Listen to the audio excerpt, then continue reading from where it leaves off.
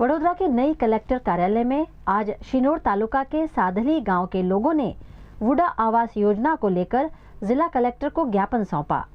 ग्रामीणों ने आरोप लगाया कि आवास योजना के मकानों के आवंटन में अनियमितताएं हुई हैं और पात्र लोगों को योजना के लाभ से वंचित रखा गया है। ग्रामीणों का कहना है कि यदि जल्द ही उनकी मांगों पर कार्यवाही नहीं होती है तो वे आगे भी प्रशासन के समक्ष अपनी आवाज उठाते रहेंगे। सिनोर तालुका में वर्षों थी जन्मथी ज अमे सिनोर तालुका सादली गामे वसवाट कर रही है। सिनोर तालुका में जे आवासों हमना सुधी अमने नवो रेकॉर्ड जो है फळवाई है ए खोटा लाभार्थीओं ने मळी है। बराबर है अने साचा लाभार्थीओ वंचित रही गया है। तेना अनुसंधान में अमे अहीं कलेक्टरश्री ने आवेदनपत्र आपवामां आव्या छे। अमे घणा बधा फॉर्मो भर्या छे तो छतां बी एनुं कोई सोल्यूशन कि अमने कोई सरकारी लाभ मळ्यो नथी।